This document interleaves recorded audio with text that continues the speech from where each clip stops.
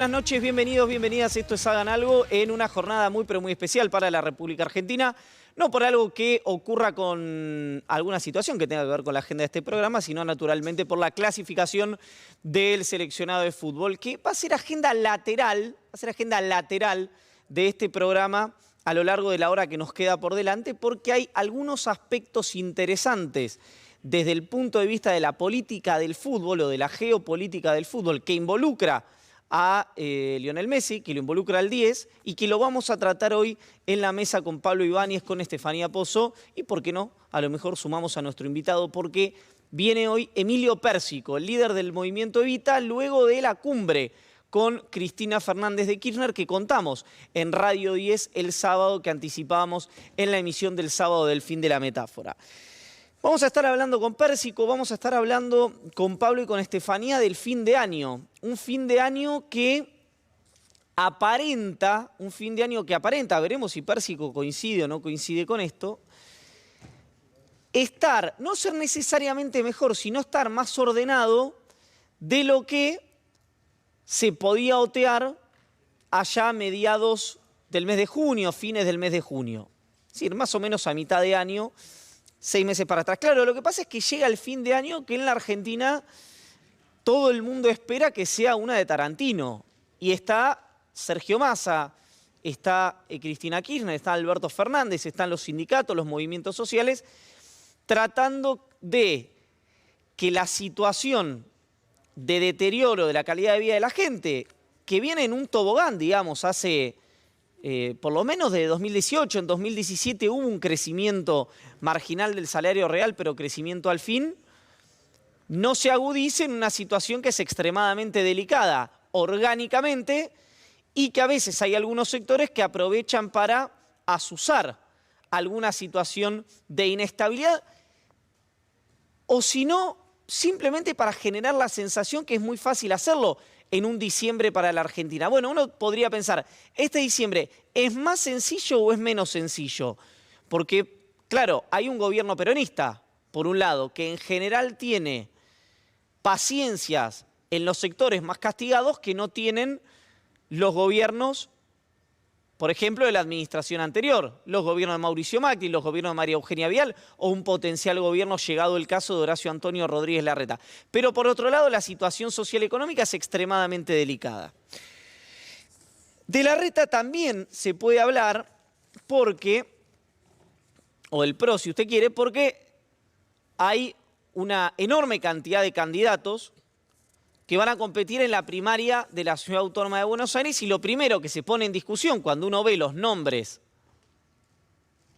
que van a competir para heredar, para suceder a Horacio Rodríguez Larreta, no es solamente el interés de quién va a gobernar la Ciudad de Buenos Aires, que automáticamente que se sienta en, bueno, ahora hay varias sedes, ¿verdad? Uno podría decir en Uspallata, inmediatamente que se sienta ahí pasa a ser precandidato a presidente. No necesita mucho más que ser jefe de gobierno para ser un precandidato a presidente. Naturalmente, por más que el 66.6% de los jefes de gobierno hayan sido luego presidente de la nación, no te transforma automáticamente en presidente, pero sí en candidato. Lo interesante de esto es que hay algo para ver más allá de quién va a gobernar la ciudad, que es si se va a materializar o no el acuerdo de Larreta con el radicalismo.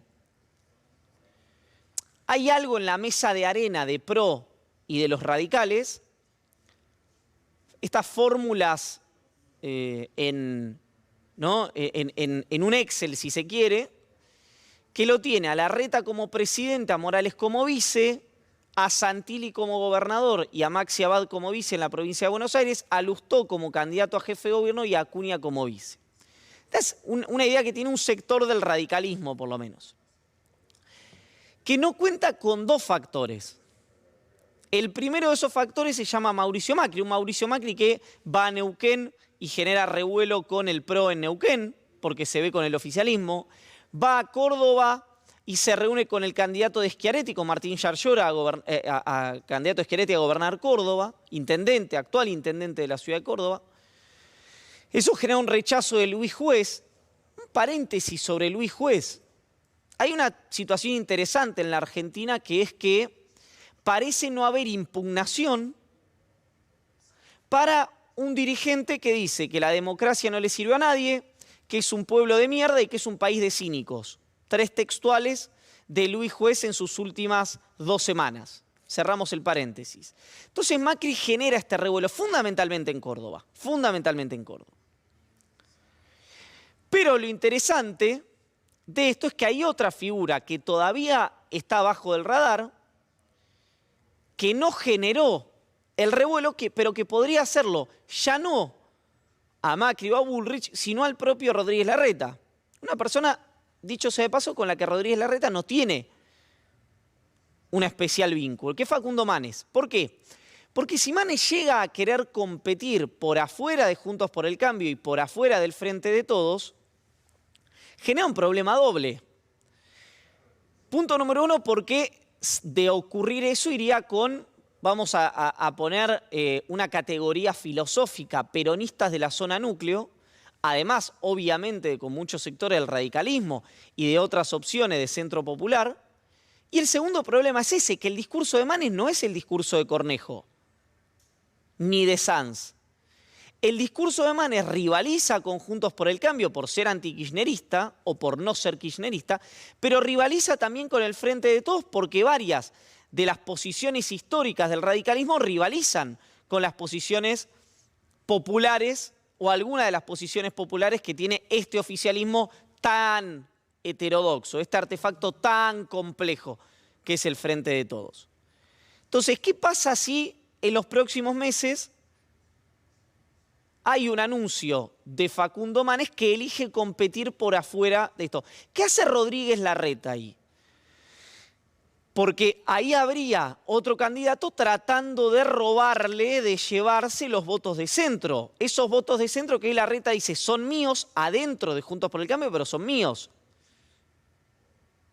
De hecho, eso pasó en la provincia de Buenos Aires. Claro, alguien diría, sí, Santilli ganó en la provincia de Buenos Aires, pero el radicalismo, con Manes de candidato, le sacó el 40% de la PASO con una campaña muy, pero muy corta, muy, pero muy breve y con muchos menos recursos, naturalmente, que el candidato de Horacio Rodríguez Larreta. Así que esta es la situación que se da en la oposición, que tuvo una situación que todavía está adormecida, pero que la volvió a poner en escena Cristina Kirchner y tiene que ver con María Eugenia Vidal. Vamos a escuchar lo que dijo la vicepresidenta de la Nación en sus últimas palabras, en el juicio de vialidad, donde se le anticipa, yo lo conté en este canal hace varios meses, que venían rebotada Memorándum y Otesur y la condena de vialidad antes de fin de año, hace varios meses esto. Podemos buscar los archivos. Porque me lo había dicho un operador judicial de Juntos por el Cambio. Esto es sencillo. De ocurrir esto, se materializa que esta persona o tenía demasiada buena información y los jueces adelantaron muchísimo trabajo, o que había una decisión política, que me parece es algo que ya nadie discute en la Argentina, que cualquier aspecto judicial que orbite a la vicepresidenta es mucho antes un aspecto político que un aspecto judicial. Pero no nos vayamos por las ramas, escuchemos lo que decía Cristina Kirchner sobre María Eugenia Vidal. Cuando terminamos en el 10 de diciembre del 2000, volví al mismo lugar, Siempre viví en la misma casa, en el mismo lugar. Tal vez alguna otra dirigente muy importante de la oposición, que vecina del barrio, un poquito más para allá, más en un lugar más selecto, en la isla, compró un departamento a mitad de precio, que además se lo vendió la hija de su contador, que además lo había comprado un año antes y que además se lo vendió prestándole la plata. Bueno, pero la ladrona y la chorra soy yo. La ladrona y la chorra soy yo. Cristina habla de algo que es muy conocido. Los milagros en la multiplicación de la divisa norteamericana que ha hecho María Eugenia Vidal para poder comprar un departamento en uno de los lugares más selectos que tiene la Ciudad Autónoma de Buenos Aires. Pero aquí hay algo interesante, porque esto es lógico que lo plantee Cristina Kirchner o que lo plantee el oficialismo, como también ¿no? ¿Recuerdan ustedes que Vidal se fue por algunas amenazas, digamos, súper atendibles, que recibió cuando era gobernadora, a vivir a una suerte de base militar que tienen reservados los gobernadores de la provincia de Buenos Aires? Pero se impone una pregunta. ¿Estamos ante las mafias más institucionalistas de las cuales tengamos memoria? Es decir, a partir del momento en que María Eugenia Vidal le entregó el bastón de mando a Axel Kicillof, esas mafias se olvidaron de una rival a la que tenían absolutamente señalada, si uno hace el razonamiento a partir de la modificación de su modo de vida. Lo interesante de esto hacia el fin de año son algunas cuestiones de índole política y de índole económica. Arranquemos por la política, escuchemos a Juan Grabois porque nuestro invitado de hoy, Emilio Pérsico, se refirió lateralmente a lo que dijo el referente de la UTEP. Estamos hablando naturalmente de Juan Grabois. Queremos o uno que represente una posible trasvasamiento generacional del kirchnerismo, o Cristina, y si no es nada de eso, ¿por qué hacer un acuerdo y por algún motivo que no termino de entender vuelven a elegir a un choto? Nosotros nos vamos a presentar, nosotros. Bueno, esto decía Juan Grabois y hoy Emilio Pérsico, a quien ven en pantalla y que es nuestro invitado de esta noche, decía, yo podría, cito de memoria lo que escuché, yo podría llegar a apoyarlo, se lo vamos a preguntar hoy, a Juan Grabois. Pero también le vamos a preguntar a Emilio Pérsico algo que aparentemente cuando uno mira la nominalidad es una buena noticia, que es decir, la inflación de noviembre apunta a un número por debajo del 6%, una buena noticia en realidad. Es una noticia menos mala, si usted quiere.